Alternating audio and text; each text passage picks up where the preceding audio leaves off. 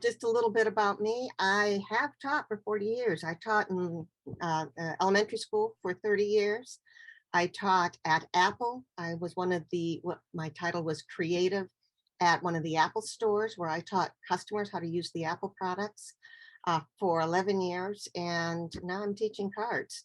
I've just never done it on Zoom. It's a whole lot different to be able to do it on Zoom rather than walk around to see what your students are doing. So anyway, I'm glad to be here and I'm very, very glad that you're here. These are the cards that we're going to be making today. And what I have is I have samples of other cards. So I remade them all with these colors, purples and blues, which actually are my favorite colors. And then I remade them all again with a different layout using these colors. So just so you know, when we make these cards, even though these are the ones we're going to make today, they're your cards. You can alter and change and do whatever you want. So let's get started. So the first thing that we're going to do is we're going to take our die cuts and we're going to, I'm going to move these out of the way. Lori, people are really liking that blue and purple. This one? I think so. This one? I know, that's my favorite. These I just made 2 days of this week. You know, when you're teaching something, you have to practice it a few times.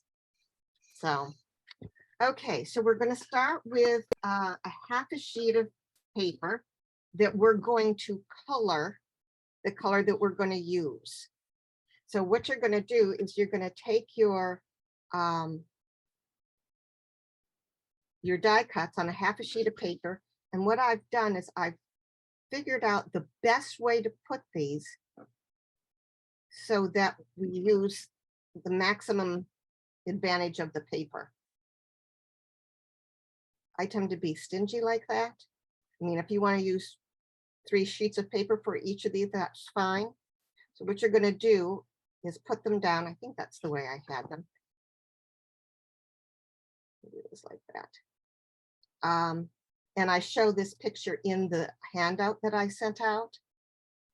And then you're going to take your pencil and you're going to draw a line around each of these because see, there are 3 different colors here. So you're going to draw around them. Then you're going to cut them apart. Then you're going to take your ink and inked paper to color the paper the color that you're using. Does that make sense to everybody? Thumbs up, thumbs down. See, as you can see, it just started as white paper. Okay. Everybody's being quiet so far, so I think you're good. All right. And then on the second sheet of paper, you're going to do the same thing. But one of the flowers is going to be on the second sheet. The rest of it is going to be leaves and the little tiny flowers. And I think when I made these cards, for those of you that want to copy these colors exactly, I used these colors. So Sunray, Chamomile, Snapdragon, Marigold. And I thought I had the same colors, but when I started with these, I'm using Sun-Kissed, Orange Cream, Autumn Blaze, and Fire Brick. Doesn't matter which one you use, but whatever one you use for this is going to be the same colors that you use when we do the stamped image. So we're starting with the die cut image first. So I'm going to give you a minute to go ahead and outline your paper and cut them out and then color it in. And then you're going to die cut, and I want to make sure that I've got the right ones. You're going to die cut. Yeah. Here. So this is one. this is 2. And this is the other way around.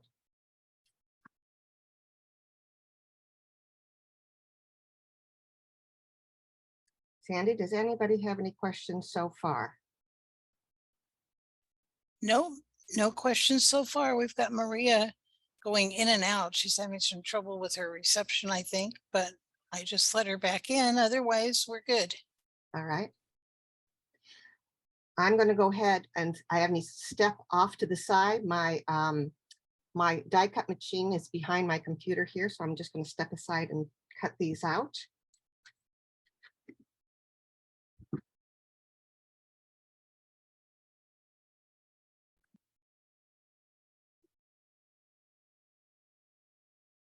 And I think Zoom will automatically mute the sound of my die cut machine, but I think you can still hear me now. So I'm just cutting these out.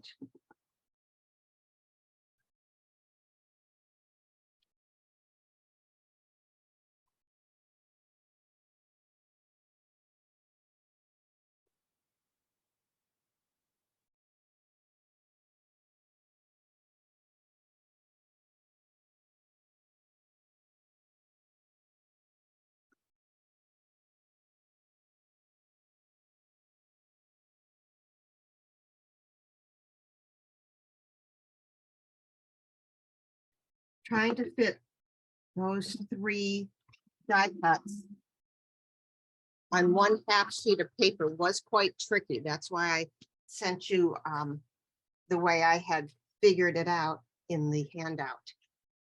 You did a great job. Melissa is saying she likes all the yellow tone colors the best. They all are pretty, but she likes that one the best. That's what's so nice about the Alta New colors is that you can make them the way you want. And they have sets of colors that all coordinate together, the light, medium, really light, medium, dark, medium, and dark, if you will.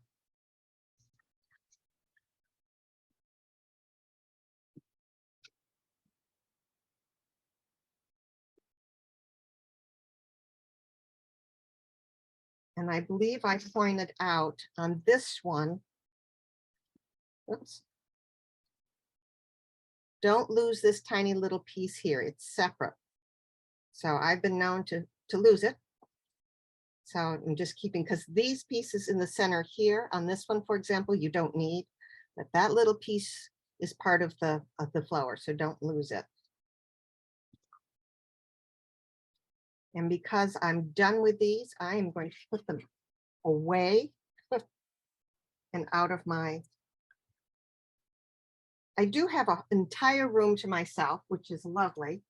It happens to be the smallest bedroom in the house, and I have completely filled my space. So I am crammed in here. I have already colored this sheet of paper too, so I'm going to go ahead and cut this one out. And what I did for my references, I put a number on the back of the die cut to coordinate with the flowers. So 1, 2, 3, 4. So this is the lightest color. There's my lightest color, and I'm using the 4th die cut.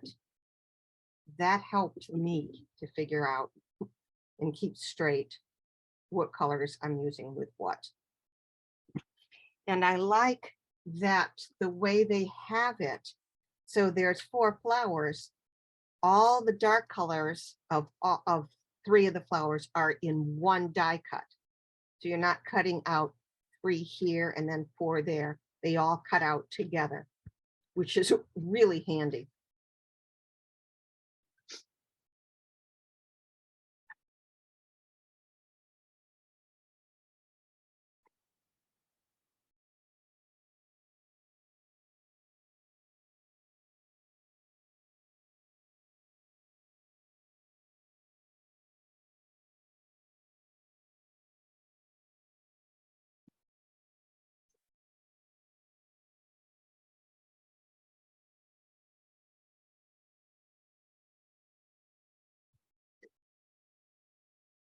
It's important that you keep your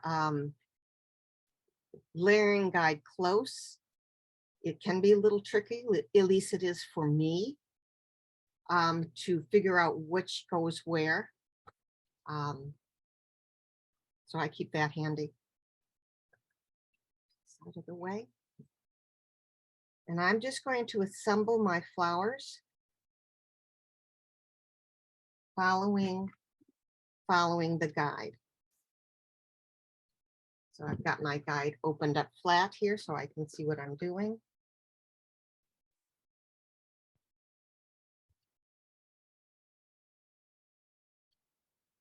And one of the flowers only has 3 pieces.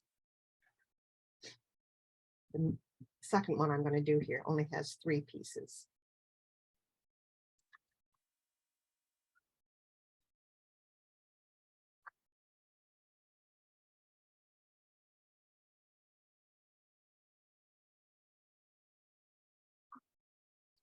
Right now I'm going to do this.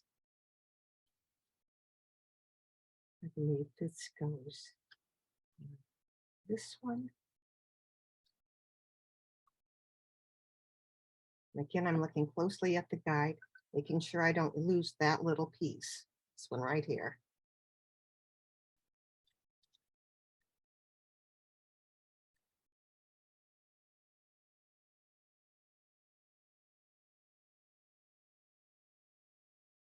Come on.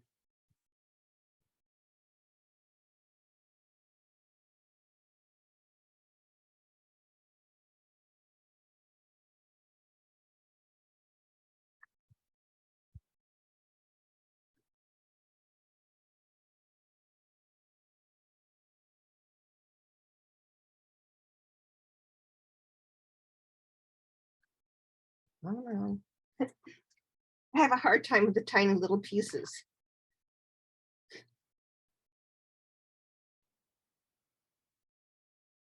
You're not alone in that, Lori. You know, when Altenew first came out with these, they didn't put the dyes according to the dark, medium, and light colors. No, They were all separate dyes, and you just had to look at the layering guide to see which ones to cut out of which color cardstock, and it was pretty confusing when they first came out with them. But now that they have the dyes all in single dyes that group all of the colors in the right color combos, I think these are really quite easy to put together if you keep everything in nice little piles like you're doing. Yeah.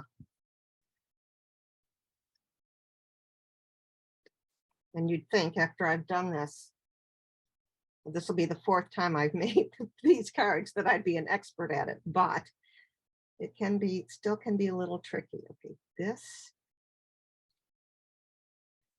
goes here.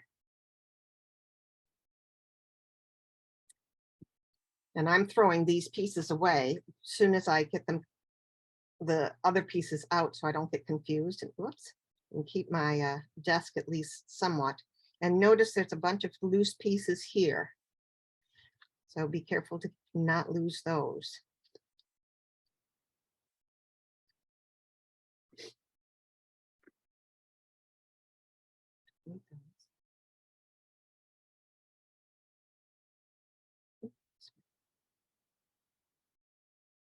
Oops, this way. Trying to have them oriented the same way that I can see them on the guide here. This one is this one. So this one only has the 3 orange layers.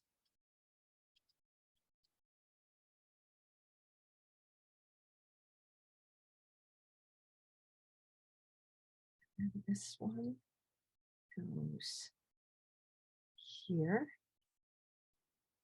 And I like my tweezers help me pick up all those little pieces. And this goes here. This one goes here. And this last one only has these 2 on the top.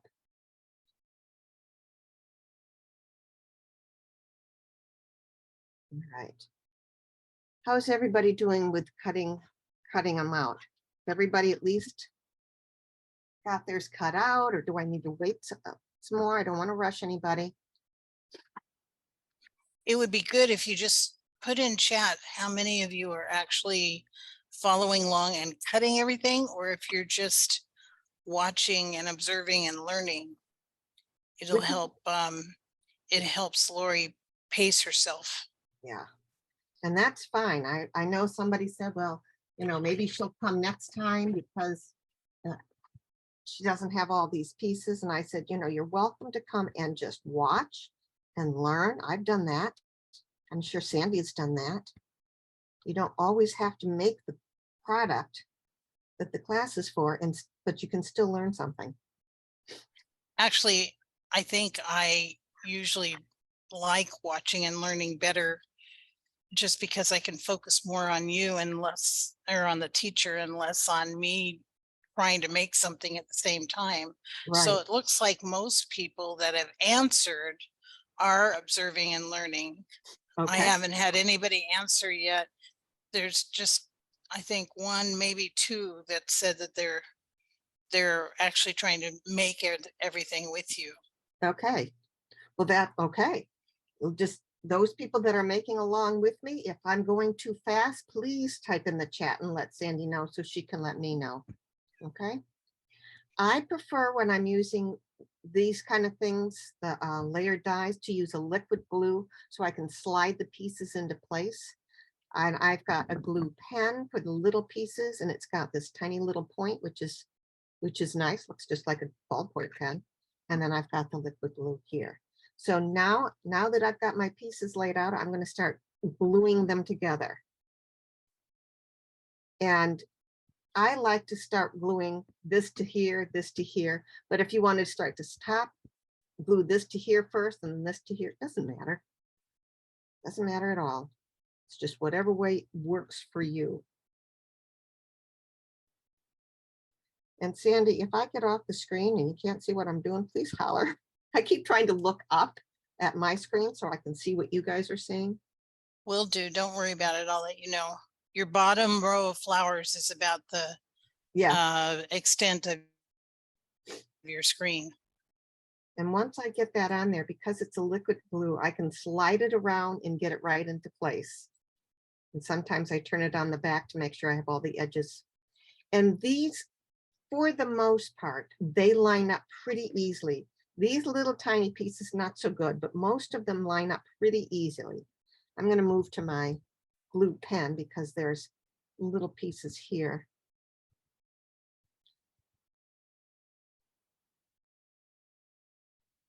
I happen to love this little glue pen. I use it a lot. I don't know what you guys use. If you're looking for a recommendation, this is the Zig two-way glue, squeeze and roll. Is that focusing? Yeah.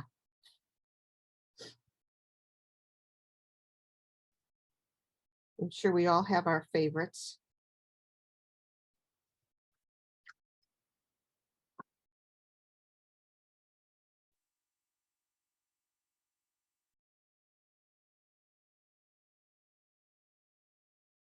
And I'm Lori, I also put in the chat that the other thing you can do is put double-sided adhesive on the back of your cardstock before you do the die cutting.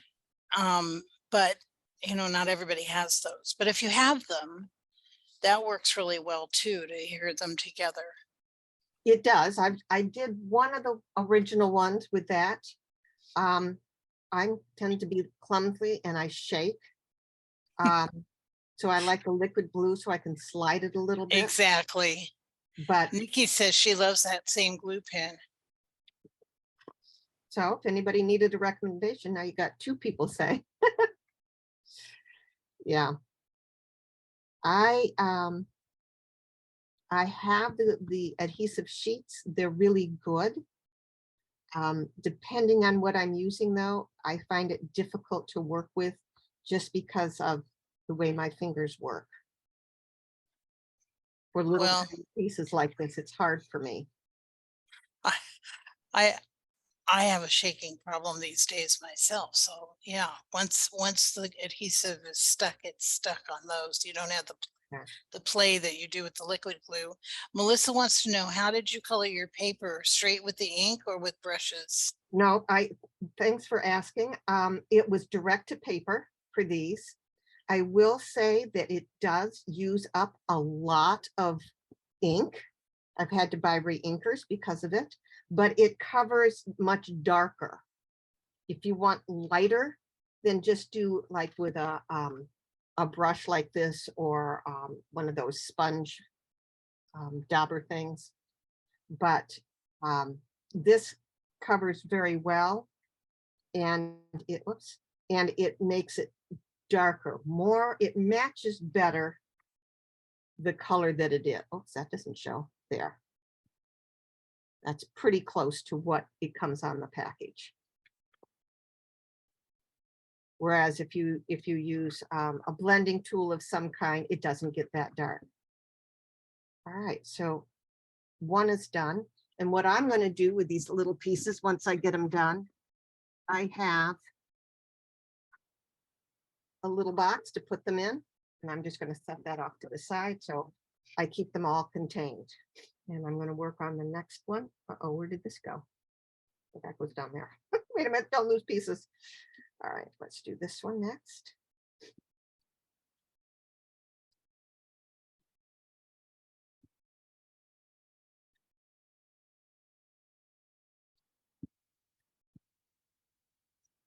I'm curious how many people have taken other classes with Altenew before, or if there's anybody that this is their first class. Can we get an answer in the chat? How many have taken more than one class, and how many is this their very first class with Altenew?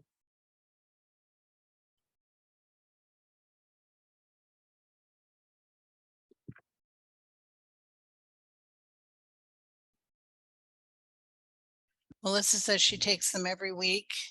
Wonderful. Yara says I've taken several. Cecile, it's her second. Nikki's taken 4. Kathy's taken several. All right. B, this is her first class. Well, welcome, B. I'm glad that you joined me today. Well, joined us today. It's not just me. All right, that one's done. And sometimes what I do is I take an acrylic block and I just do that to weight it down while the glue is drying.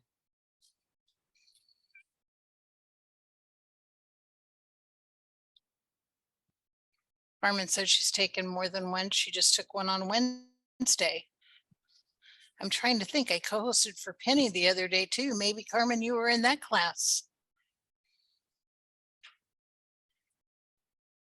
Amy Hill says, Lori, this is my first time using this die set. Do you have any tips on lining up these pieces? Absolutely. Follow the guide, but most of them you can see, like in this case, this edge matches here, this edge perfectly. And then everything else just falls into place. For most of these, at least the bottom few layers, it fits just as easy as that. So I'm going to go to the next layer. It's basically the same shape. That bottom is going to line up, and this piece is going to line up on the side like that. There's a little notch here. Trying to make sure that you can see.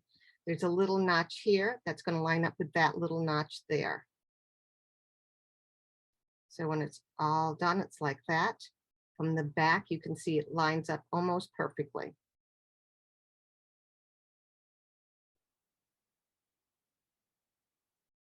It's frustrating to me, all these little tiny slivers of paper, but that's just the way die cuts work. Do you have the same thing, Sandy? You know what I mean by all these little tiny slivers of paper?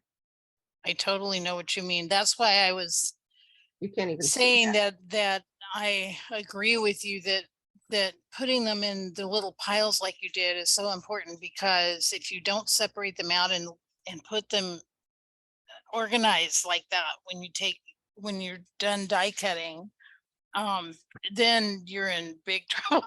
Trying to You figure out have to keep them separated and put them in those color coordinated piles, just like you did per each flower.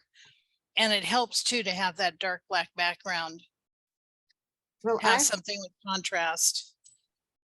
um, I've got the alt new mat, craft mat, and I've got several others, but pink is my favorite, and pink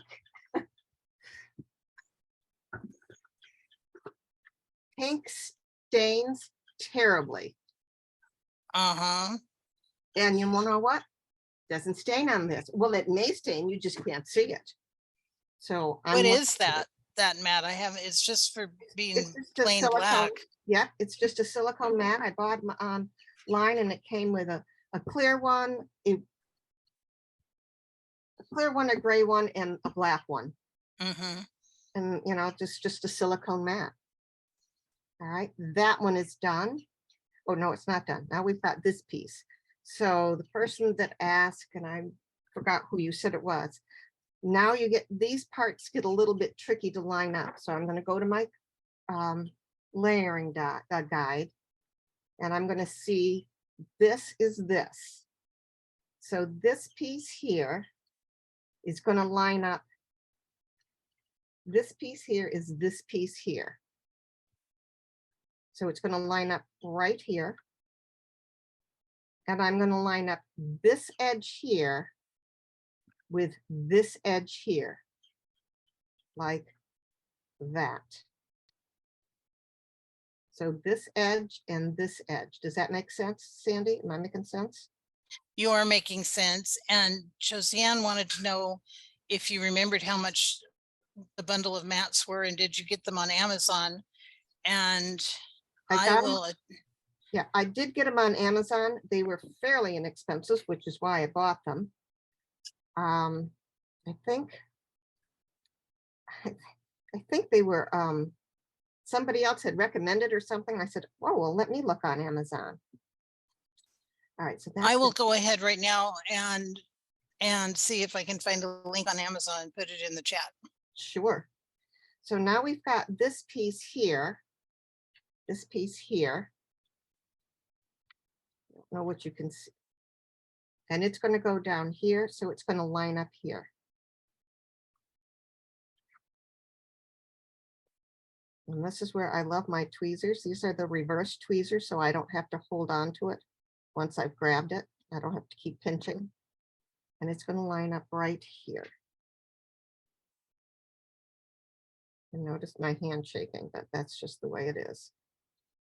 Sometimes it shakes when I'm nervous too, but I'm not that nervous that I'm shaking that much, fortunately. And then we've got the bigger piece here. This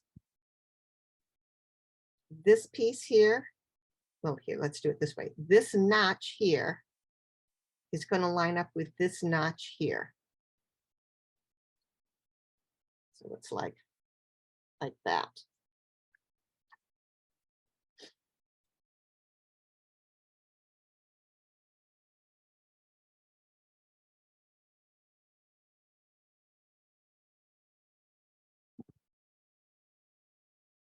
Well, I put on the link, but it's like gigantically huge. So The link? Yeah, for the craft mats, for the silicone mats, but hopefully somebody can click on there and see if it's the right one. It should be. I just thought, boy, oh boy, that is Ouch. Such a long link. Yeah. Melissa says, once you have finished all the flowers, can you please set them on the mat so she can take a picture of them? Absolutely. This piece now, this piece here is lining up with this underneath.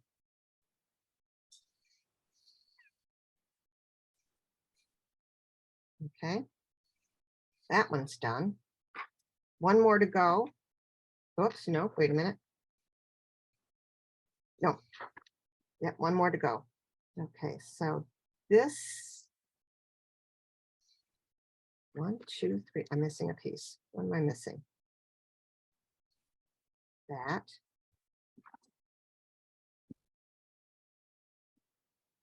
Okay. I seem to be missing a piece. Where did it go? Did I glue it onto something that I wasn't supposed to? No, those all match up. I'm missing the second color of this one. Oh, here it is. How it got over there, I don't know. I think I spend more time in my craft room looking for stuff than actually creating, which is so sad. Oh, Josiane tried the link. She said it worked and they're only $7.49 for all three. Yep, I thought they were fairly inexpensive, and I have heat embossed on them, and they work just fine. Okay, so this piece here, this is going to line up with this, and this is going to line up with that.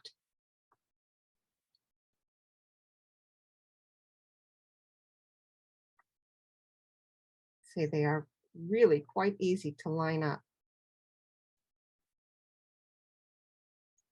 for the most part. And then this piece here, it's going to line up like this. So this here is lining up with here. This little notch here is lining up with this little notch there. This piece here lines up with this piece here. This notch here lines up with that notch there. So it looks like that.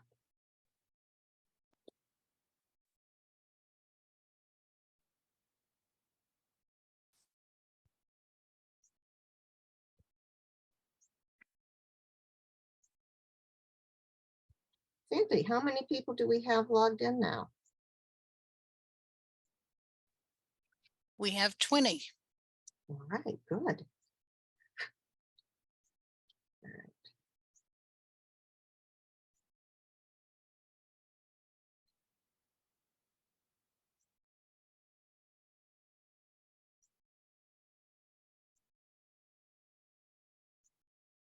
Notice this thing lines up perfectly here. And these line up here. Sometimes I do that, keep them in place. Oops. And I'm off just ever so slightly here. I don't even know if you can tell. I'm going to slide that down. So, or maybe I'm not going to slide it down. There we go. And then we've got, ooh, I forgot this piece, which went with layer 3. Oh, this is layer 3. So this little hook here, it's going to go with that little hook there. See?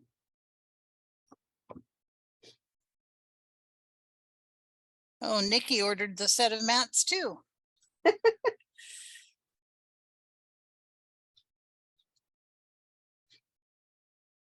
I tried to look up online why pink ink stains so badly and could find nothing.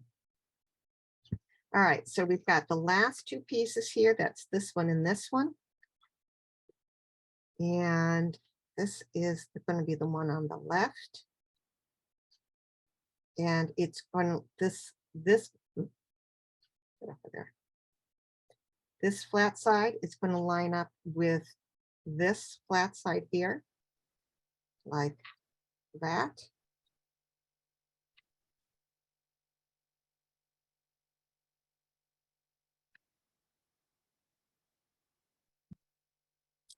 Sandy, I think you have a really wonderful announcement to make about what you're doing with, I think it's in February. Oh, yes. Would you like to make that Lori? Well, I got so proud chosen to be one of the presenters at the February Card Maker Success Summit, and I'm really excited about it. I'm really excited about it. It has oh, like there's 20, I think there's 24 presenters, and over 3 days, and they have like, I don't know, something like 20,000 virtual attendance. So I'm I'm super excited about it. I really am. Thank you, Lori. I just finished doing my video for it.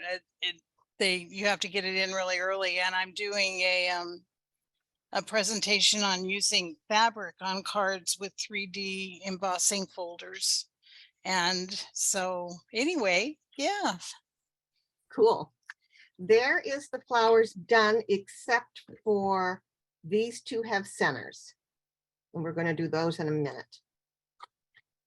So somebody wanted to take a picture, so there now would be a good time. Okay. And we are going to move on to these 1, 2, 3, 4, 5 die cuts here. And I'm going to show you some mistakes I've made and how it doesn't matter. So according to the guide here, this and this are light yellow and dark yellow, or a light whatever color and a darker whatever color. And this is this. Part of this, so it's going to be this one and this one, if you can see. This one and this one goes here, but the other two pieces are the centers of these. Well, I did not color them the same. So if I get out these, according to the guide, this layer, what I have is green layer, should be the same color as what I have as the brown layer. Well, I didn't want brown, so I didn't do it that way. And then on these, oops. So this should be the lightest, and this should be the darker. Here, I did dark and then light. And to tell you the truth, I don't think if you looked at these, you could say, oh, she made a mistake. That's not the way it's supposed to be colored. I really like that color palette there. The plum and the gray and the peach. This is the beautiful Tranquility die set for the blues. And it's the, what is it? Shades of Purple for the purples. So, and this is Martian something, Martian Terrain. So when we color this piece, we're not going to color the paper ahead of time. Well, that's what I'm going to do in class. You do whatever you want, because I want these two pieces to be a different color than these two pieces. Okay, you can't see that very well. These two pieces will be one color because they're the second layer of these little flowers. And these two pieces will be a different color because they're going to be the center of these two flowers. Also, the other mistake I made is when I was coloring the leaves on this set, I colored the darker one purple, thinking it was one of the flower things, and like, no. But as you can tell, you can't tell that I accidentally colored this purple first. I just did the blue right over the top of it. So mistakes happen and nobody can tell, I think, anyway. All right, so we are moving on to the second piece here. So this one, I'm going to color the light green on these flowers. So it's the bottom layer. And it's going to be, I have to figure it out, this one. This one is the one that's going to be multicolored. And it's going to go there. And I am not going to color the paper.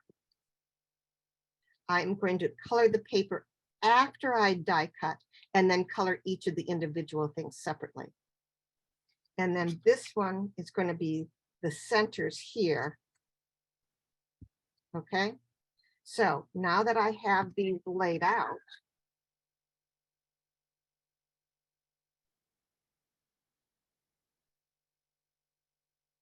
I draw my line through them. Then I cut them apart. Then these four I will color with my inks here. And this one I won't. I will color that after I've die cut it. Is that clear? Does that make sense?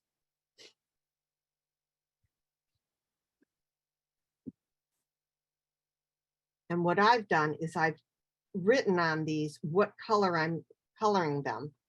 Notice that I was careful not to write where I'm going to be, where the leaf is going to be. That's just makes it much easier for me. And hopefully I won't color the leaves the color of the flowers instead.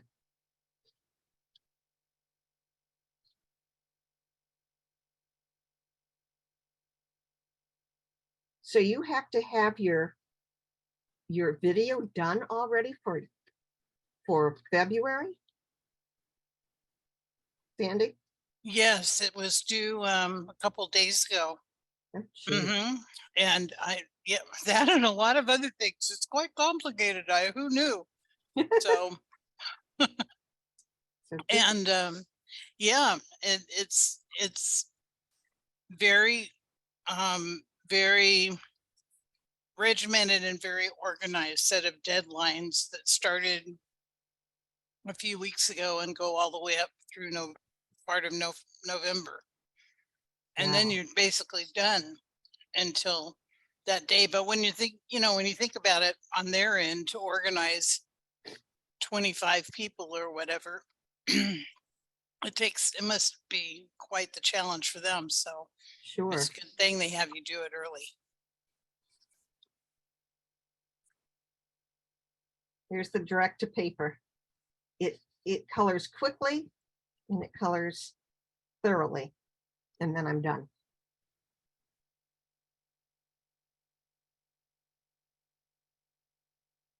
And then this one is going to be the darker green. I don't remember what I used. I'm going to use the darkest of these three rather than this one. I don't know if that's what I did before, but that's what I'm going to do now.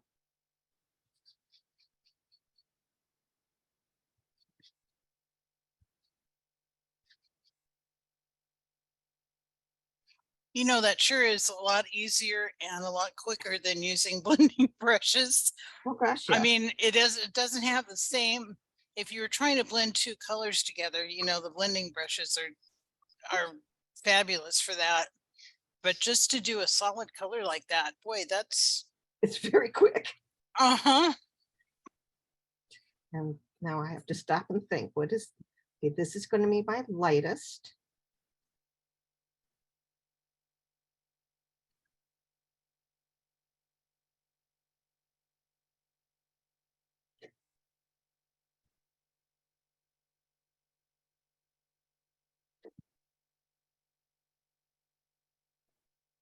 This one I have as the medium, so I'm going to go with medium.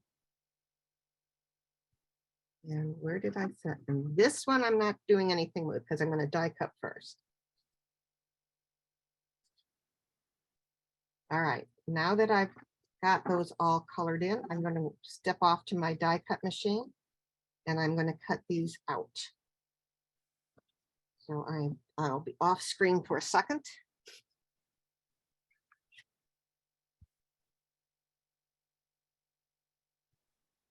Is everybody hanging in there okay? Let me know in chat if you need anything.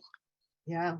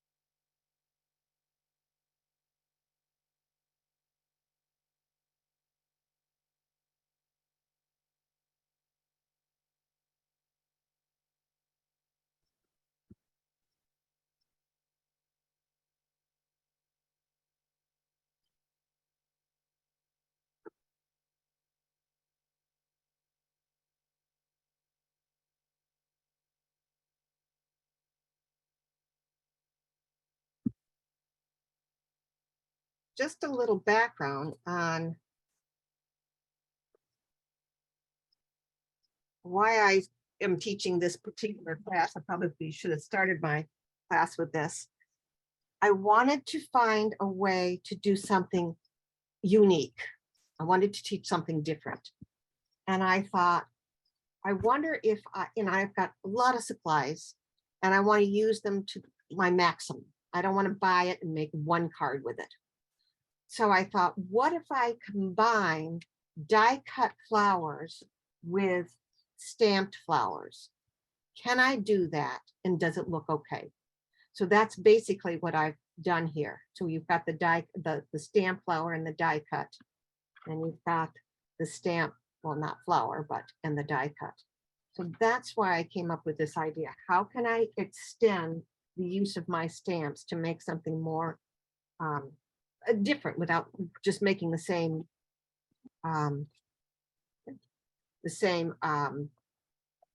card over and over and over.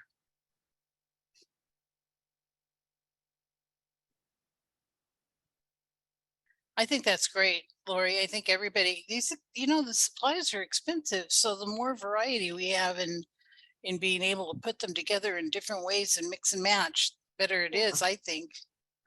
My thought exactly.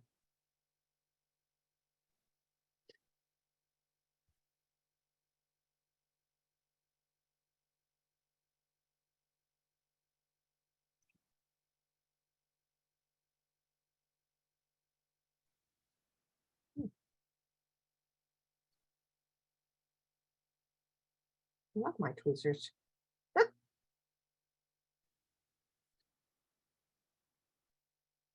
Do you use the reverse tweezers? Like these, Sandy? I do. Where would you be without them? I think they're fabulous. I use them for everything. All right, so let's put the leaves together. At least I colored them correctly this time. This one goes here. This one goes here. This one goes here. And I think I colored them darker, but who cares?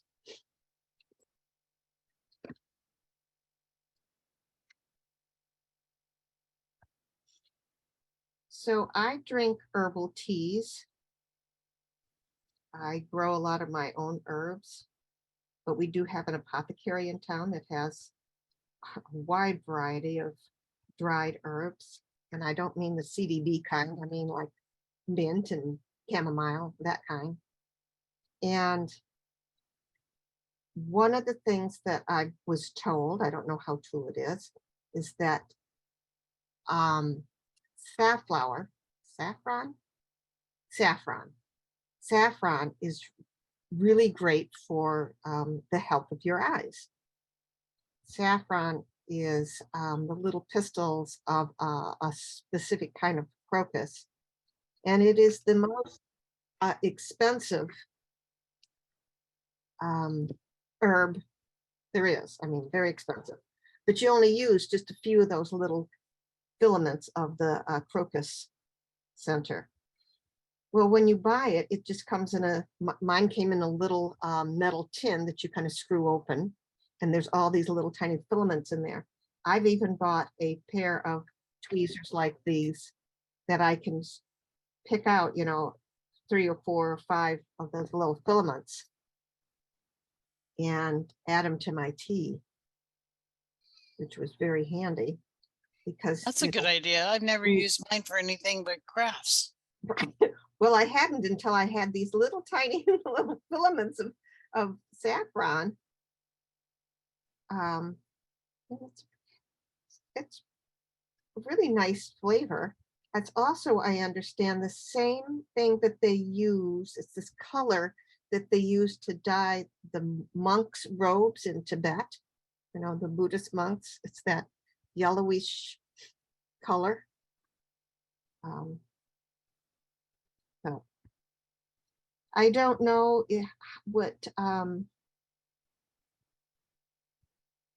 what the scientific data shows about how well it can help with macular degeneration and things like that. Although I will say this last time I went to the eye doctor, which was about 2 weeks ago, the sight in my right eye got better.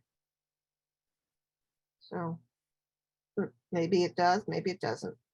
Wow, great for, thank you for that tip because I will take that to the bank. I would need to get myself some saffron. My dad had macular degeneration My and I mom go and to the dad eye both did. doctor in 2 weeks. So I will log that down. I mean, it's expensive, but you don't use a lot, you know, like 5 or 6 little filaments per cup of tea or water or whatever you're making. All right, I got my leaves done. I'm going to put them in my little box here where I'm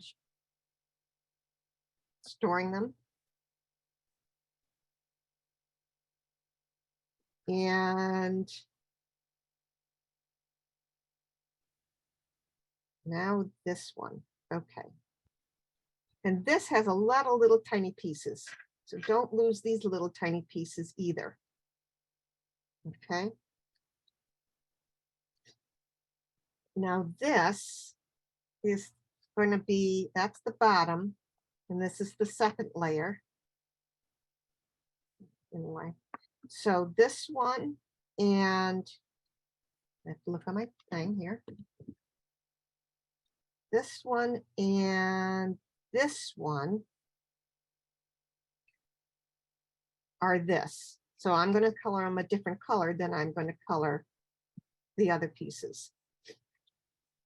And where's this? Just to keep them in place, I'm going to stick them back in here. This one and which one did I say now? I think it's this one. Yeah. And I am going to use the darker green. So I'm going to use the line and color these. And that does seem an awful lot darker than what I had before, but it'll be fine. And then these go on here and here. Oh, it's not oriented quite right. Oh, there it is. All right. And these are going to be the centers of this. So I'm going to use a brown. And what have I done with my browns? And I think I'm using almond butter for this, and I think I will use a brush.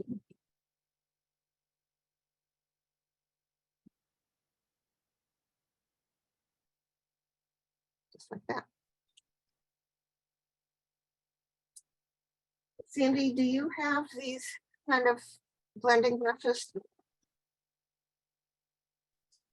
I have a couple. I don't have a whole set of them. How do you clean them, or do you clean them? Well, for all of my blending brushes, I have them in color categories so that I like only use the same brush for all the greens or whatever. I don't cross them over colors like that. And so in between, I usually just wipe them off on like a paper towel or whatever and just rub it on the paper towel until I get all of the visible ink off. And then every once in a while I clean them with kind of soapy water, but that I every once in a while means hardly ever. So be perfectly honest, I just find that wiping them off like that in between and keeping them in color categories Yeah. works pretty good for me. What about you? Well, I've got, let me get this lined up here. I want to show, notice how this piece here is lining up with this. This notch here is lining up with that notch there. And I think, now that I look at it, I'm not sure these are the colors I used on the original ones. But as long as they, how are we doing with time? Okay, as long as they match the colors I use on the second piece, it's going to be fine. So I've got several, and I've marked them with colors, dots, so I know this is the purple one. And once in a while, I will take my solution that I use to wash my makeup brushes off, and I will wash them really good. But I use usually a baby wipe in between uses. Like I And use, I do too, and I don't know why I didn't just think about that. I think because I'm brain dead this morning. But Carmen also said that she wipes her brushes on a baby wipe and it works great. And Josie says, from what she's read and heard, there's no real need to wash them. And if you do wash them, make sure to let them dry with the bristles down so they stay glued to the brush. haven't had a problem. Okay, so here is my mistake. So this should have been, the center of these should have been probably orange or brown or something like that, and I've made them yellow. All right, so I need to pull out these three pieces, which is, if I'm finding them correctly, it's that one, and that one, okay? And they should be brown or yellow or something. So I'm going to use my brush here. And I'm just going to recolor them. Alpana has a question. She says she has a question about blending brushes, Lori. Sure. Can we use the same brush for distress inks, oxides, and other hybrid inks in the same color palette? Jennifer McGuire says no. If you know who Jennifer McGuire is, I trust her. She says she uses for the distress and the pigment inks, she uses one, a brush. And I've labeled those with these things. So these are the ones I would use with my distress oxides or my pigment. But I would use this with any of my dye inks or my distress inks, not the distressed oxide, just the distress. But that's according to Jennifer McGuire, and I take her pretty, I believe what she says, because that is her full-time job, to be a crafter. I would like that job, but well, the distress oxide inks are kind of a blend of water-based inks and a pigment ink. Right. And so that would make sense that you don't want to get a pigment ink into a brush that you're using just for water-based, because then it would be right. that would be a not good combination. So I think you need to keep dye-based inks for one brush and the other. That makes perfect sense. Yeah. These, again, when you're putting them down, you want to make sure that you're looking at the your alignment guide here. As long as you get it somewhere in the middle, I think it's going to be fine.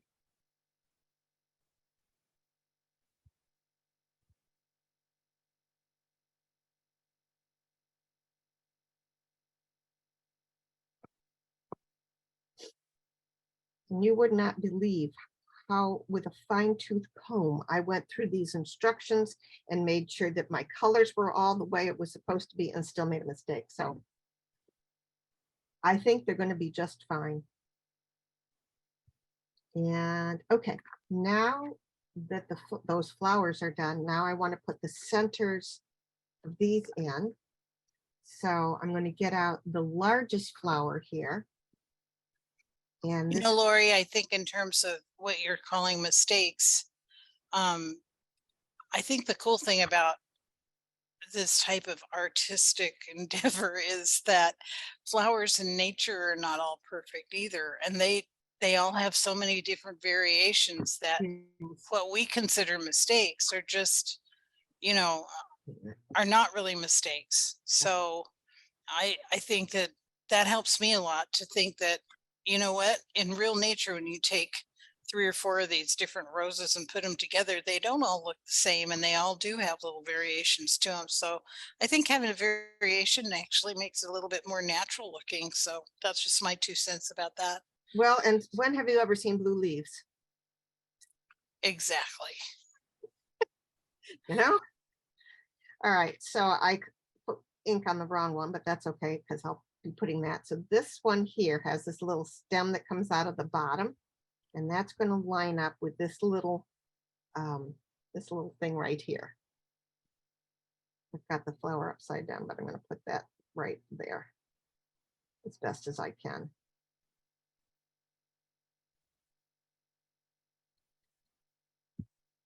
And then I think this was supposed to be yellow, and I don't know what I did with this. See, I said light yellow or medium yellow, but I did greens. Oh, well, and this is this one, and that's going to go there. And as I said, as long as we're using the same colors on the other piece, the stamp flower is all going to coordinate. So that one's done. And then this is going to go on the flower that only had 3 layers. And let's get this going right. And it's going to fit right there. Kind of fits right in there. Make sure this is wet.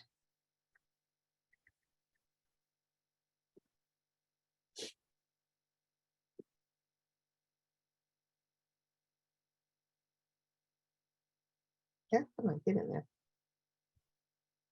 Like a little puzzle piece. It would only go. That's good enough.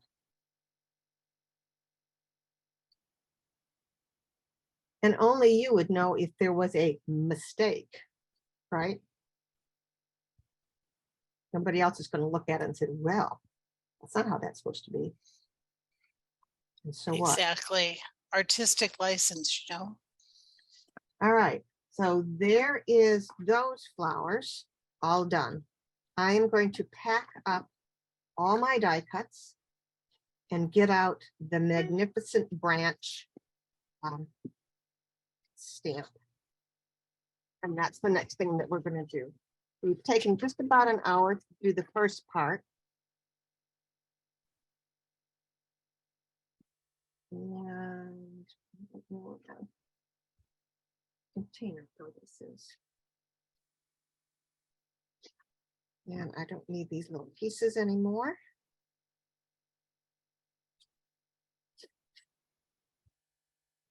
And so this is the Magnificent Branch.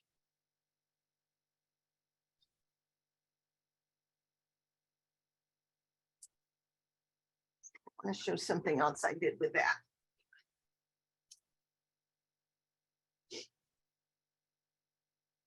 That's the whole thing done.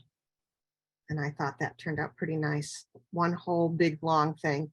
For this, we're going to cut it up into pieces.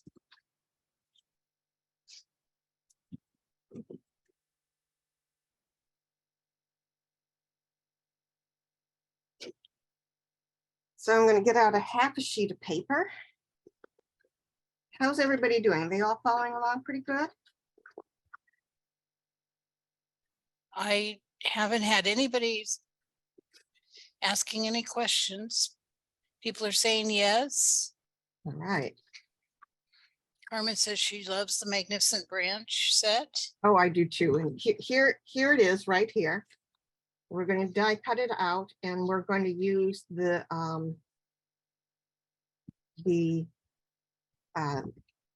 stencils, layering stencils to color it in. So I suggest using a pigment ink for this. I like it because it's a pigment, because it's a nice dark black. For this one, I did it in, I embossed it with silver embossing powder. You see that there? There's the shine. There you go. Which, you know, would be lovely. or you could do it with clear, I think. You could do it with gold. But for today, I'm doing black.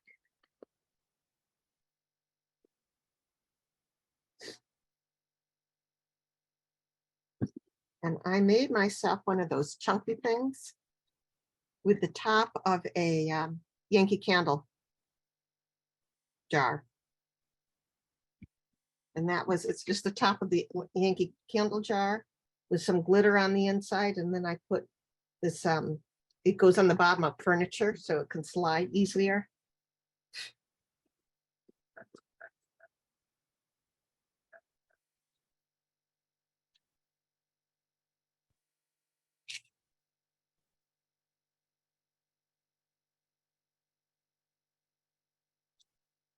I think that turned out pretty good. Maybe another layer.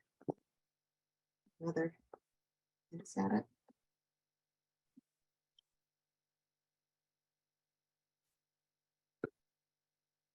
The only disadvantage of this size is that you can't use the smaller stamping mat. You have to have a big one.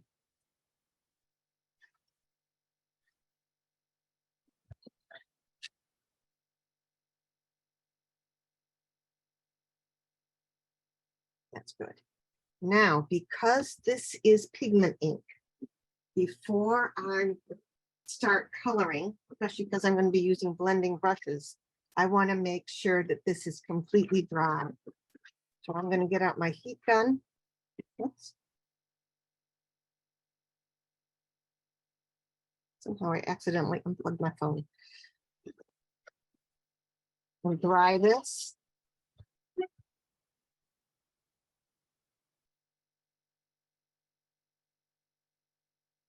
I turn it over on the back side because the paper starts to curl.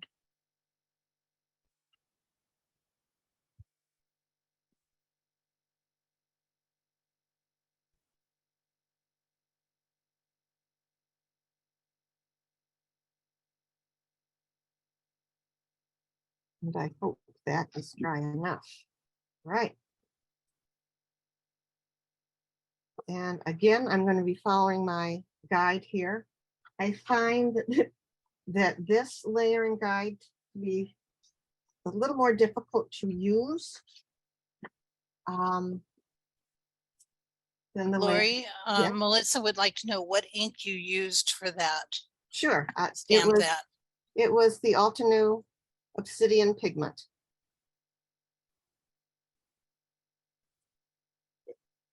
And it stamps very nicely. Okay, so we are going to start. I went ahead and numbered my stencils. There's a number there that they've got imprinted in, but it's very hard to see. There, the 3 there. I can see my Sharpie much easier. So we're going to start with number 1. And we are going to use, let's see which one we're going to use first. This one. And we're going to use the lightest of the inks. And it's going to line up with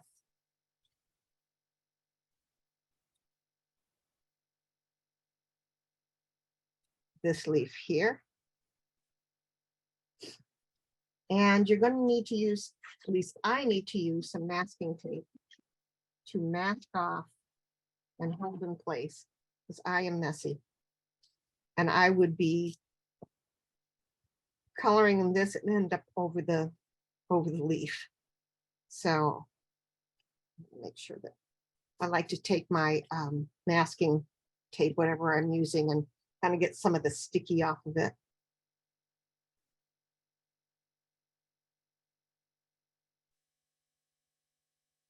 Somebody's blowing leaves outside. Is that disturbing? Can you all hear that?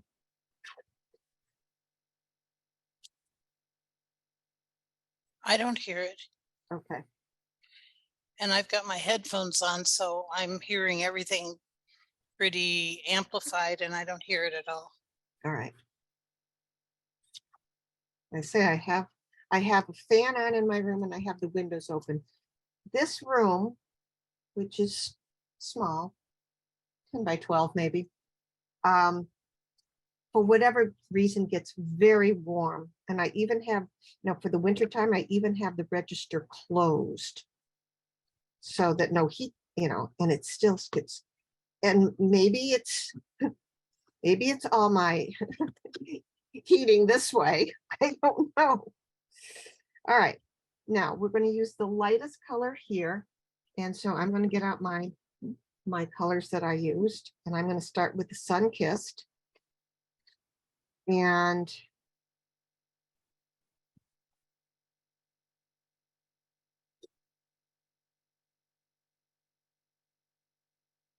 let me get the brushes I want to use here. And I suggest you start with the lightest color, no matter what you're doing, especially if you're using one blending brush per color family, because once you get the dark on, it's harder to go to the light, but it's easy to go light to dark. Does that make sense? Now, you want to make sure that the base of the leaves are the darkest, or where they would be, kind of in shadow. So when I'm blending, I'm going to be blending at the base and then kind of out from that.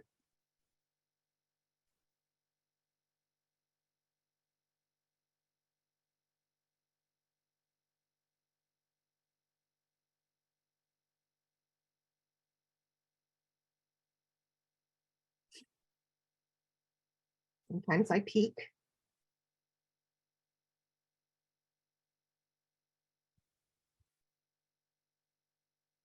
And that looks pretty good. So I'm going to remove this.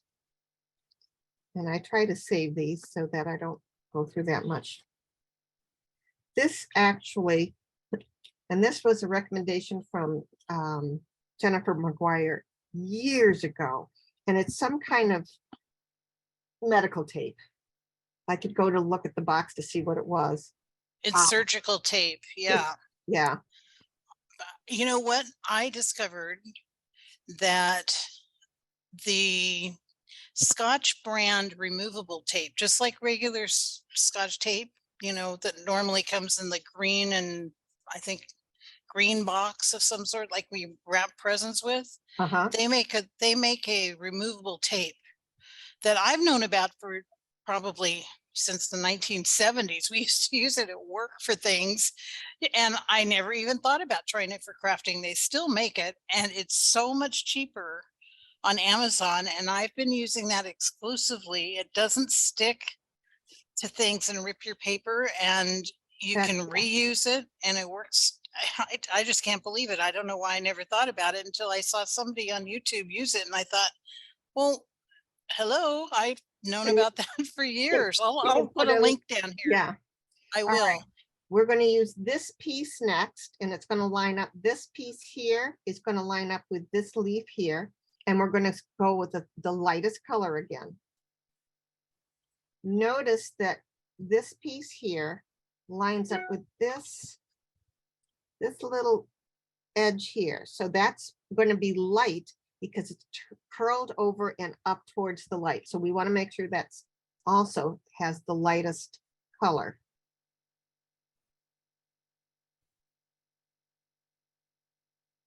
And it's pretty easy to line up once you know which one you're lining it up with. I find it isn't the lining up that's hard, it's figuring out which colors to use is the hard part for me. And the same thing, I'm going to start at the base of the leaf and work out so that it's darker at the base. And you can always go back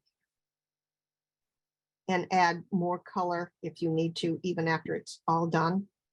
You just add other layers.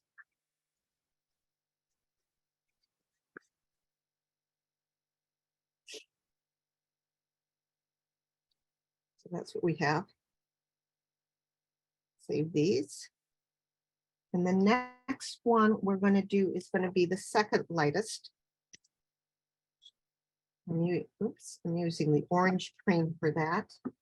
And it's going to be, hang on, get over there.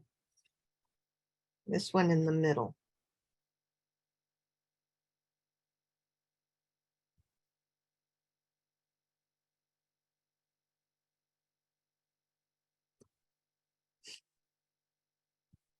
Oops, slipped.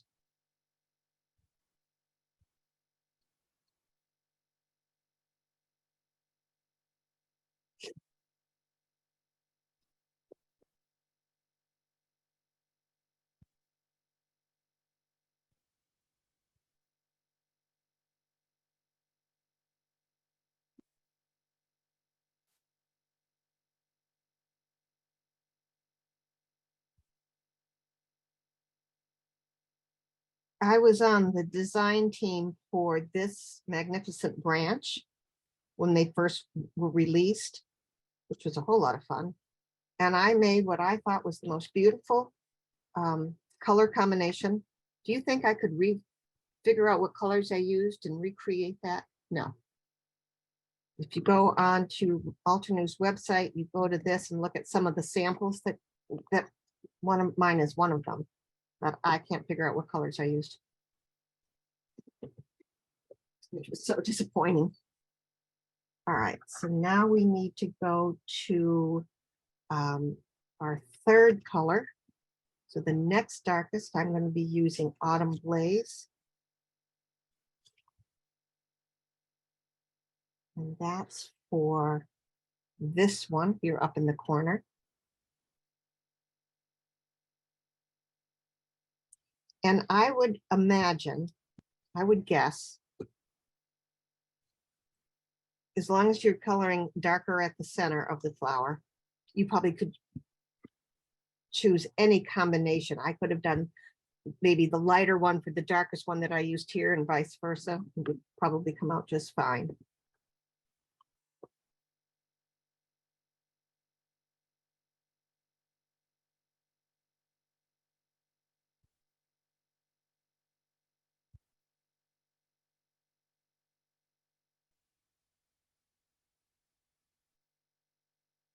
Notice I've kept the tip here quite light as best as I can.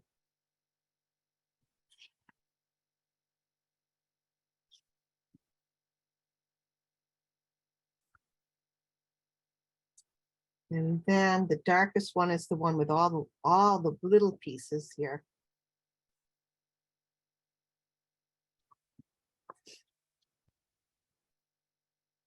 And this like oval piece here that's solid is going to cover up that. If that helps you line it up, line it up.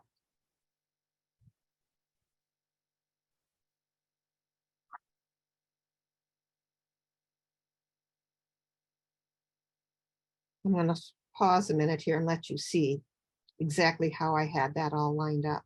So this piece here lines up, that lines up, this lines up, down here lines up.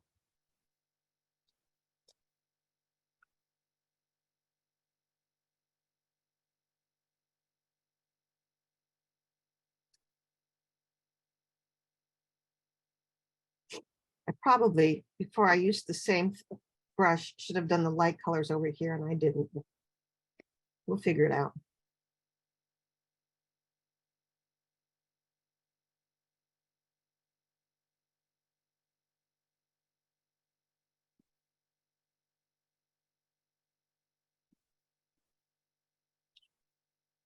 And there it is. Pretty easy and simple. I am going to set this aside and clean off my stencil. So the baby wipes I use, I get at Costco. Again, it's Jennifer McGuire's suggestion. It's Kirkland from Costco. And I like them because they are lint free. Or pretty lint free, mostly lint free. I use those too. Same Yeah. ones. They're also unscented, which is nice. Oops. Oh, and I just bent that. Do be careful as you're cleaning these, move down so that you don't bend these little pieces back.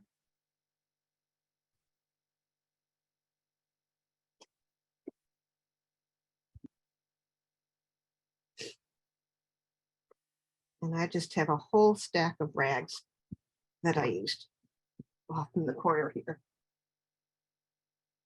which I just put in the wash machine yesterday. So they'd be all brand new and clean for you guys. And I'm going to clean this because we're going to do the smaller flower and I want it light again. That's pretty good. So for the smaller flower, we need a stencil number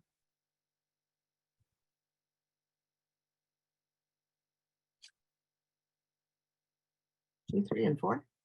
Let's see. That 1 still. Let me go back to 1. This is where I get. I don't think that's in there anywhere.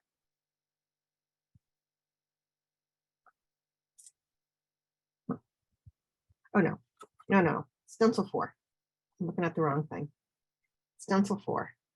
And we're going to start with this one for the lightest. This one for the lightest.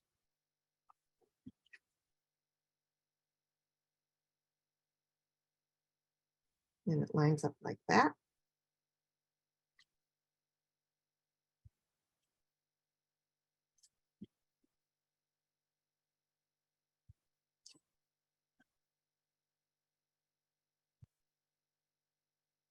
Using Sunkissed. And again, making sure it's darker in the center and moving out.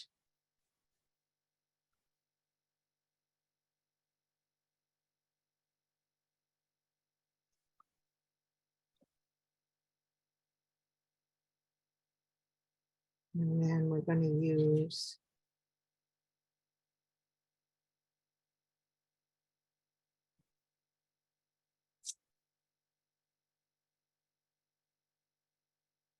this one, which also lines up with these leaves here, but we're not going to be doing the leaves at the same time. And we just have to switch ink.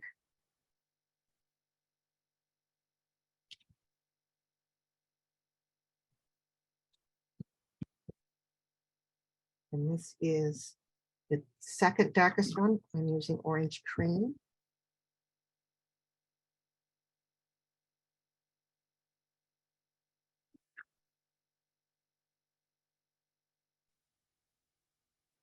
And then the next one is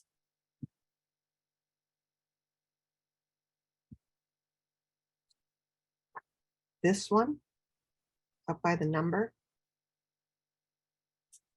And I'm using the third darkest.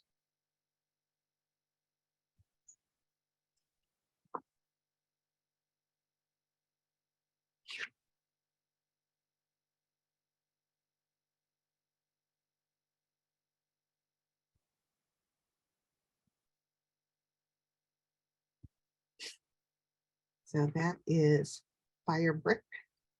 No, that's not. Autumn Blaze.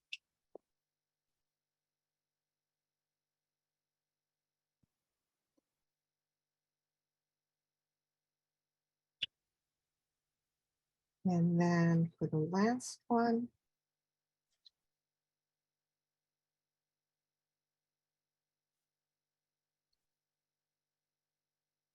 it's this little one here. And then this one. So we're going to use the dark one on both these two. Whoops, I'm off the screen. So this one and this one. And somehow I got schmutz on that. So I'm going to line this up. Where does this go? I think it goes right there. And I'm going to hope that I can be careful.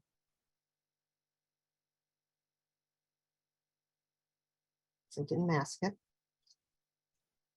And then this goes The nice thing about this particular stencil, it's got this center thing, so you can just about line up the center.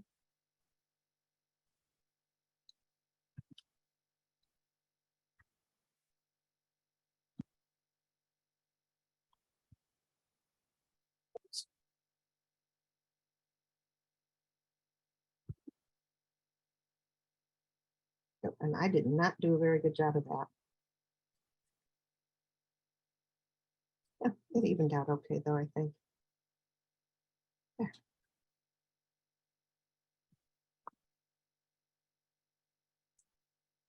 And the only thing we have left to do now is the centers.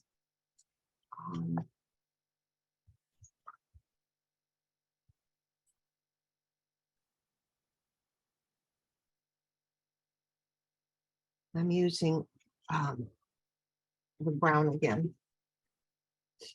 For the branch, I'm using almond butter and milk chocolate from the Delectable Delights. Oh, it didn't freeze. I thought I froze there for a minute. The Delectable Delights. So I think I'm going to use the lighter of the two for the center. And that's this one here.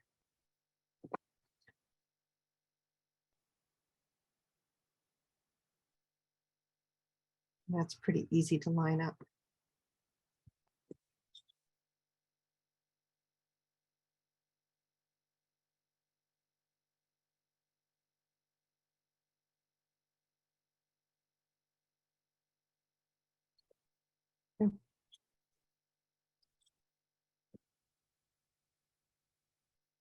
Then clean off my stencil because there's leaves on here too, so I don't want the yellow or the orange going into the leaves. Being careful that I don't bend any of those little pieces back. And for the branch, the next thing we're going to do is the branch. We need stencil number 3 for that.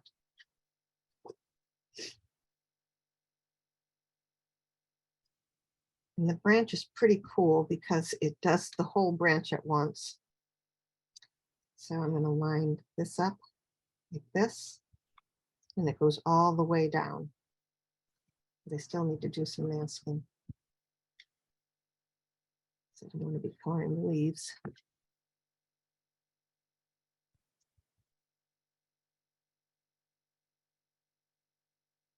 And I'm using the almond butter for the first layer. It's white in there.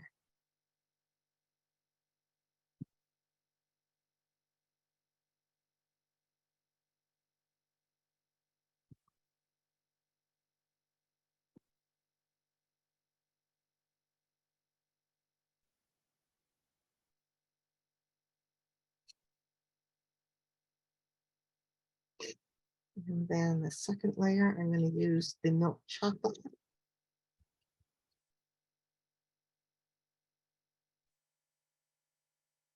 And it's going to line up the same way. All the way down.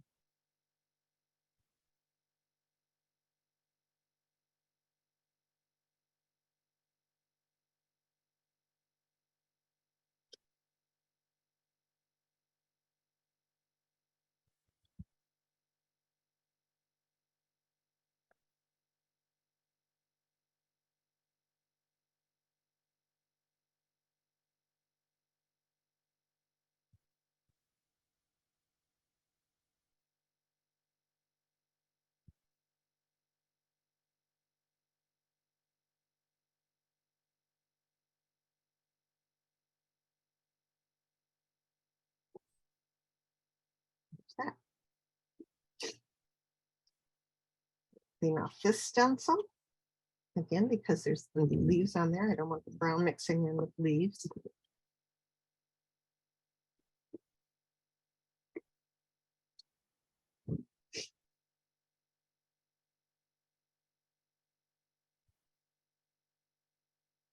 And we'll do the leaves.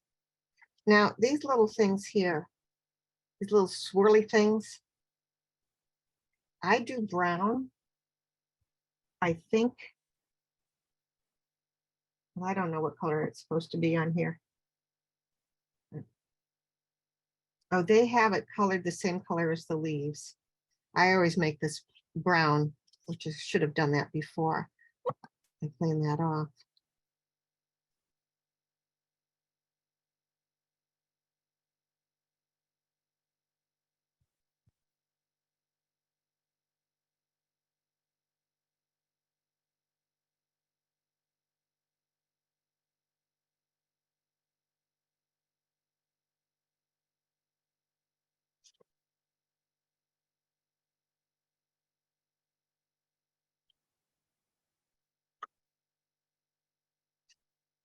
And I'm making this little tiny curly Q, this one darker. So trying to. Yeah.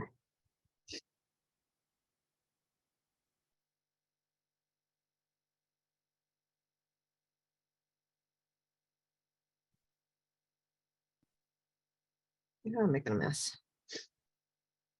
Time for a clean baby wipe. No, it's more for the stencils or my fingers. I am a messy crafter. You're not alone in that. I really like the blending that you're doing, that you did on that big rose there with the light and the dark. It looks fabulous. Thank you. All right, now we're going to do the leaves. So I'm using the lightest color. I'm using the limeade. So we've got, let me get the masking tape here.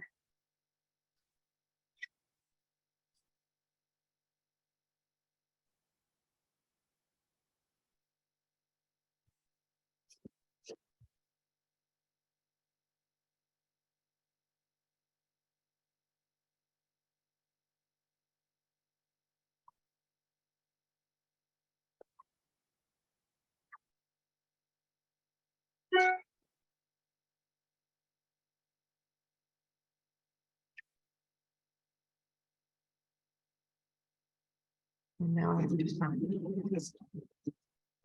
my brush.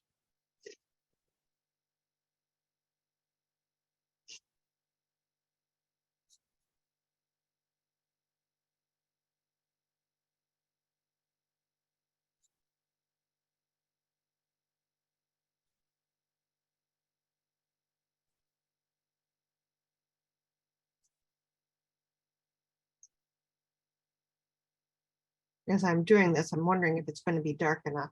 And if I decide afterwards it's not dark enough, I can always go back. And then it's this one here.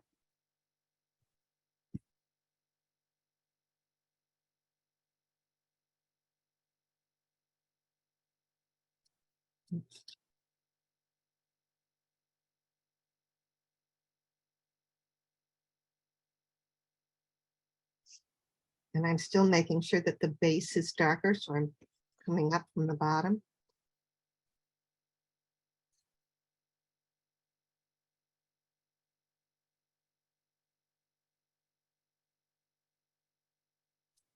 And then we've got these two here.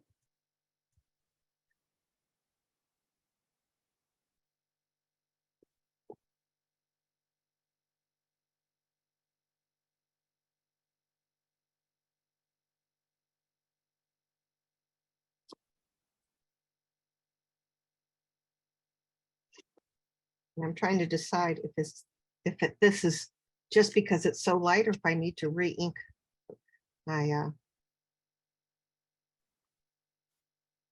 Lori, yeah. Yeah, Melissa wants to know, for the yellow sample cards, did you use Sunray, chamomile, etc., and the same greens that you're using now? for this one, I believe it is. Looks like it matches. Great. Amy Hill says everything's looking great and she loves these colors too. Good. Come on, let go.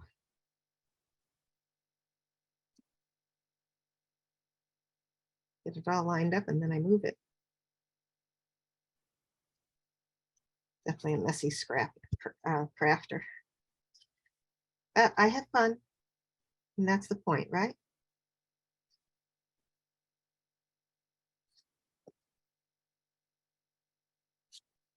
And my mother doesn't live in this state, so she doesn't have to see this room and how messy it is.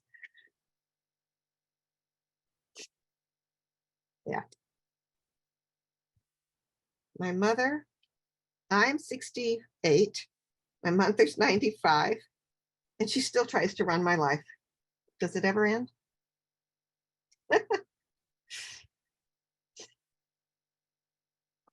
And let's see.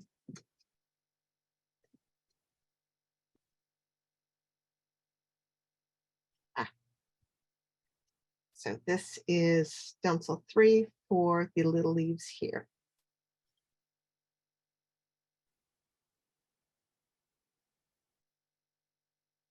And notice that, which is nice, all of these line up at once.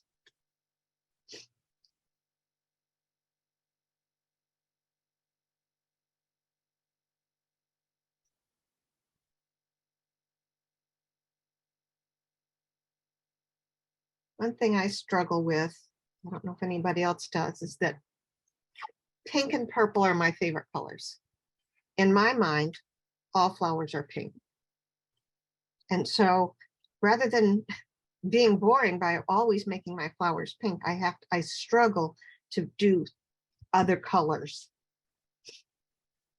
And knowing that just because I like them and they're my favorite colors doesn't mean they're everybody's favorite colors. So besides I these think colors, you're not alone in that. I think everybody has our favorite palettes and we have to struggle to move out of them. I know when I did workshop, oh, it's probably been a year and a half ago now on color theory, and I remember that were you there? I think Yeah. so.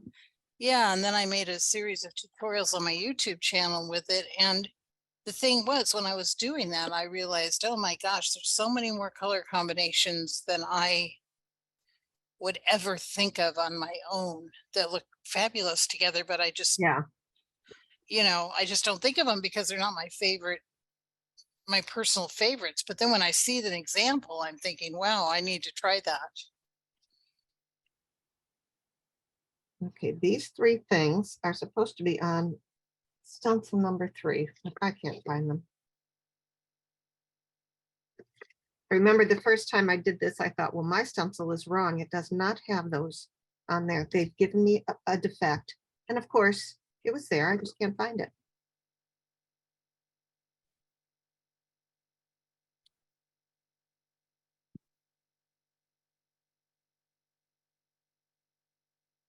That's that one. I do this every time. I cannot find those. According to the guide, those are number 3. The third stencil. This is the 3rd stencil. I don't find those on there. Lori Nikki says she thinks this card is just beautiful. Oh, thank you. I see I'm getting a little smudges here and there, but we're die cutting it out, so it doesn't matter. Anybody give a clue on where those 3 leaves are?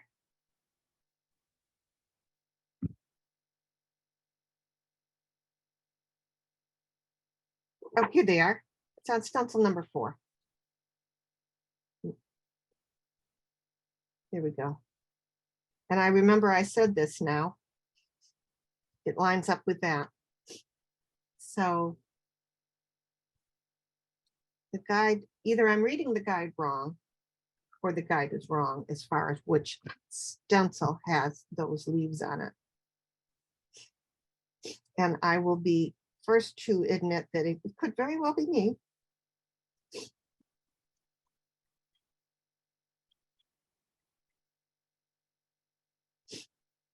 And then the other one is this little guy right here.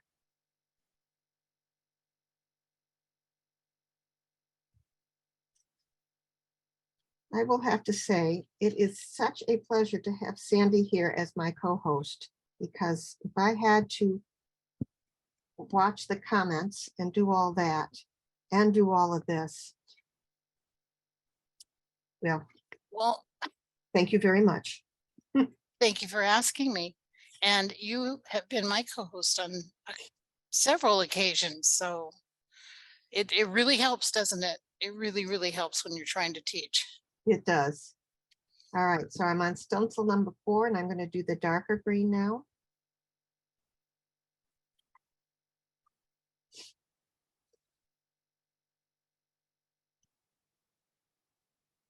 And I will say the stencils line up pretty good. And remember, it goes, I don't want that piece, but it goes all of those one, oops, come on.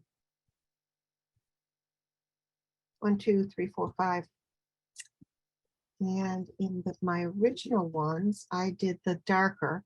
So I'm going to do the same. So I want the fresh leaf is what I'm using.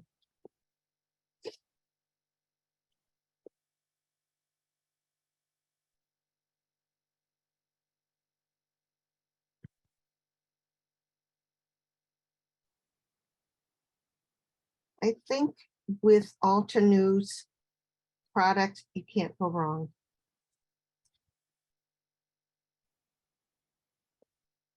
You really can't. The designers are so, the designs are so beautiful, and the designers are so wonderful in how they come up with these. It's just fabulous.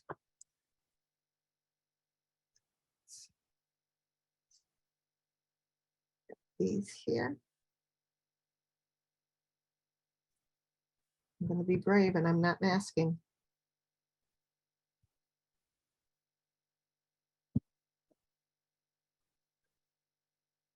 And stencil 2 has these. Let's see.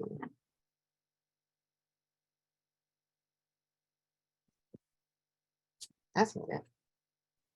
There we go. It's this one. Okay. Nope. Oh, yep. Here we go. I'm lining up here, here, and here.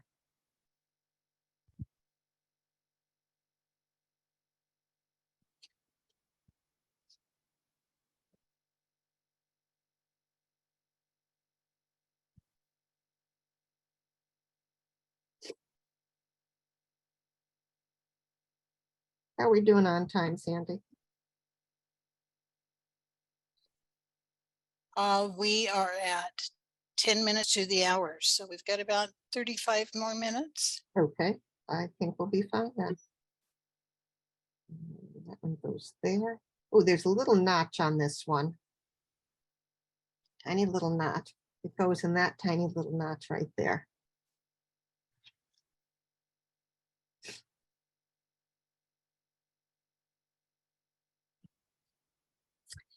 Well, I put what the final cards are going to look like in the handout. So even if we don't get to them all, you know how to just, put the things together, finish them up. But I think we'll have time.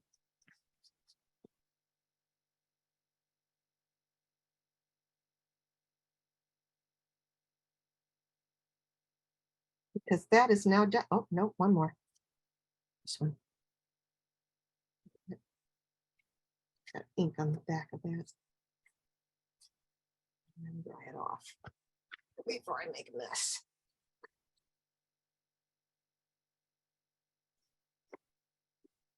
Last one. Again, I'm lining up the bottom of the leaf here with the tip of the leaf there.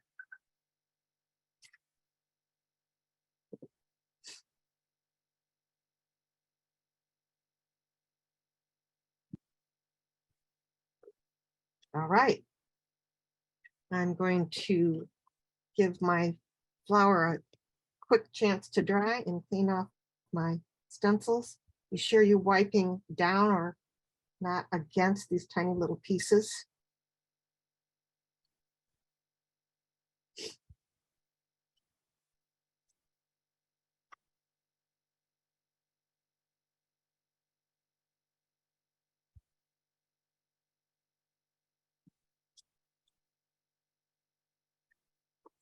And we are just about ready to assemble.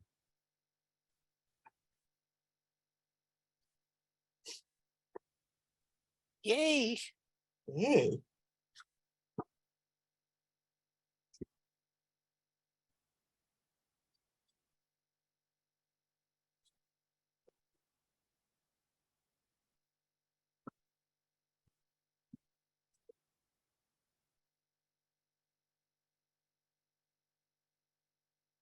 So I'm going to die cut the magnificent branch right out.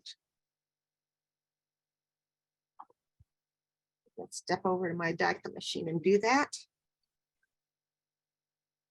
Oh, now somebody's mowing outside.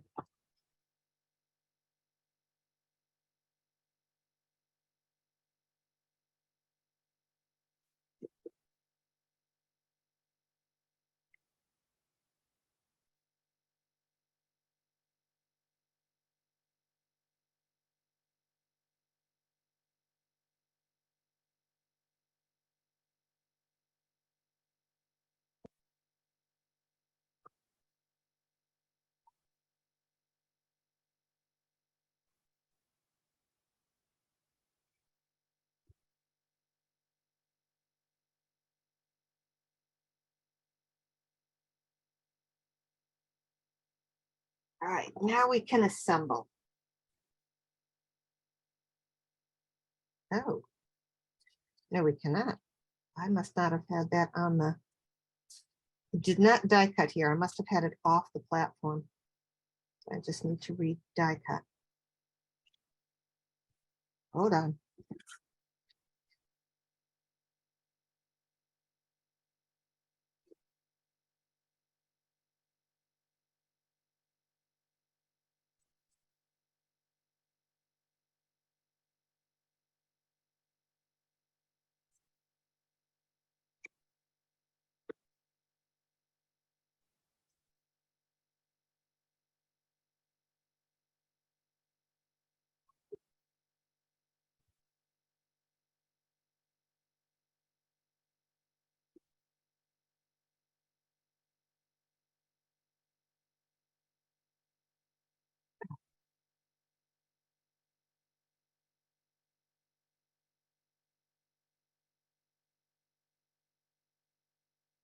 Let go, let go.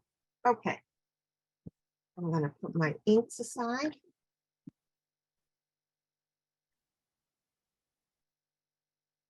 And I'm going to get out the samples. I can find where I put them all.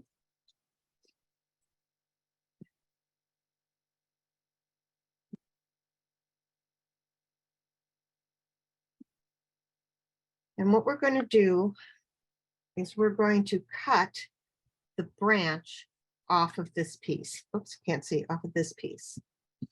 So this piece is going to go right here like that. So I'm cutting the branch off right here.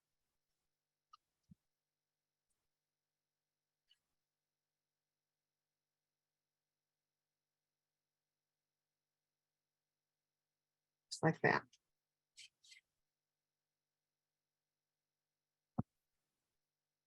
And for this one, I'm going to be cutting off this flower. So I'm going to cut it here as well as here.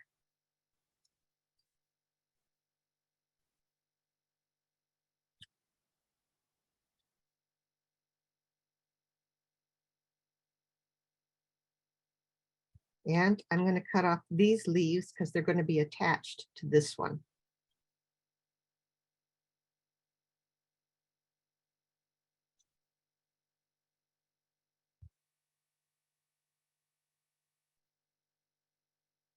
Okay.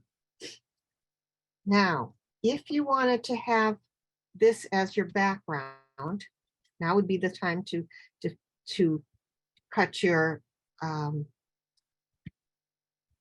use your die cut for that. This is the only cover die that I have. If you notice in the third set I did, well, this one, I use this little die. This is an Altadunai twig something, linear twig or something. And then for these two, this one I used a 3D stencil. This one I masked with this wide tape all the way around. And then I used the same color as the flower. And I just did the corners here and here and here. That corner you can't see, just to give a little bounding there. And then this one I used another stencil, the striped stencil, using the same colors, the blue at the bottom and the pink at the top. All right, so the way we're going to assemble these.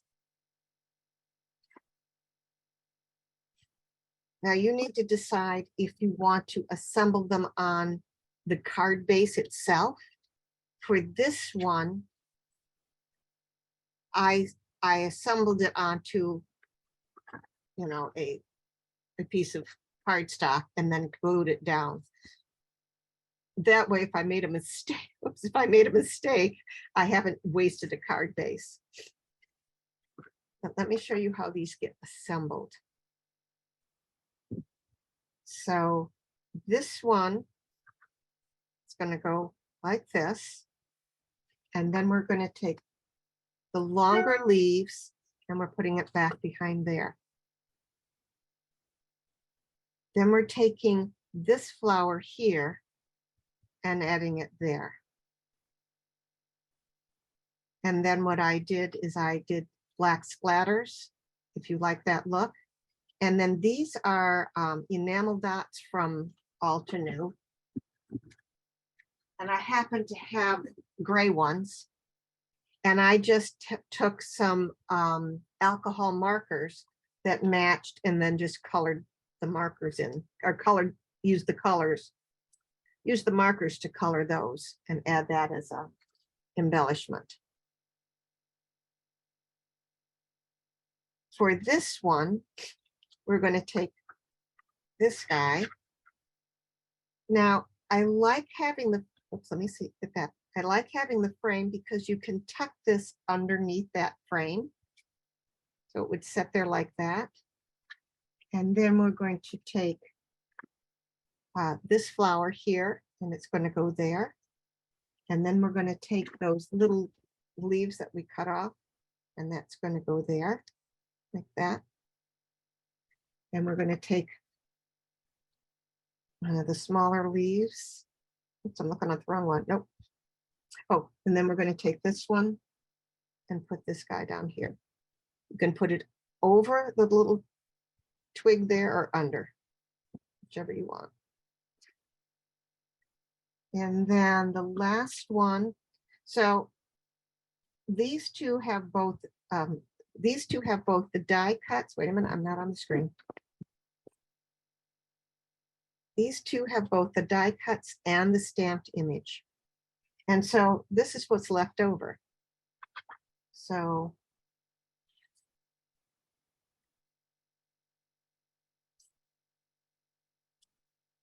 I took this one and this one like this. And Lori, these are just really beautiful cards. thank you. All three of them are gorgeous. And then like that. Well, I will have to say now that I'm looking at them, I kind of like them. Yeah. Thank you. But they look, if you didn't have this cover die, they look just as good plain like that. And that's why I'm going to stop right there and let you guys, you know, decide how you want to do the backgrounds. This just has that as a background. And this one has silver, oh, what is it? It's this one.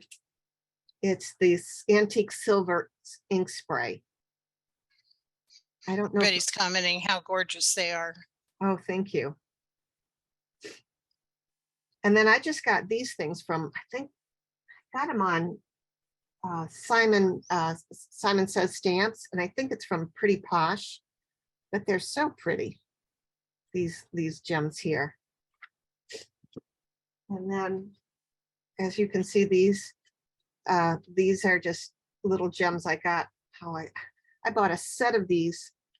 Actually, it was from Amazon. I put it on my wish list. My sisters got it for me. So it came with all these different gems. So Barbara says she would love to receive one of these. And B says, simply beautiful. thank you. Oh, Nikki says, can you lay your cards out for photos, please? Sure. Let's do that. I'm going to do these 3 first because they're not glued down, and let's just keep that in there. Trying to get them all in for you.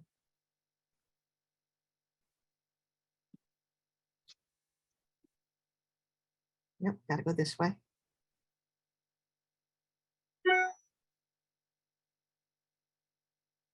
There, are they all in now? I think so. Oh, no, this one isn't. There we go. There you go. Okay.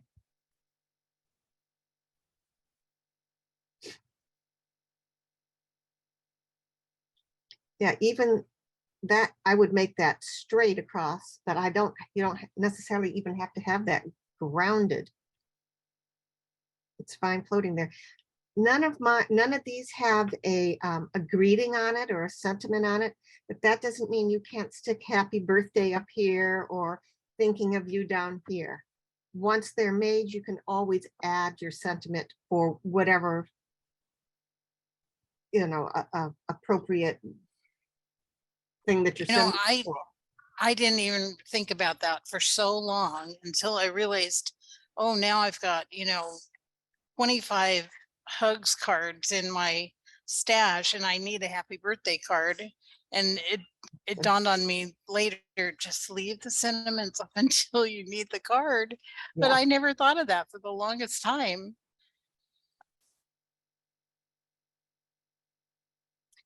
Just an FYI, here's another card I did a while back with the same die cuts.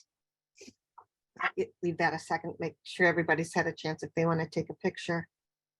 And then this one I did just the die cuts. And then I used just white for the top layer. And there's that same linear twig I used just twice. And then there's these.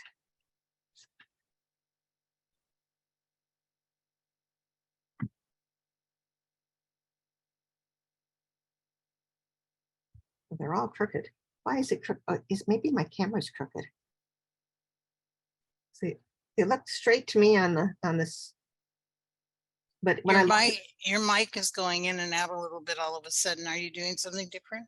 Oh, I just adjusted the camera. That could have done it. Is it okay now? I think so. All right.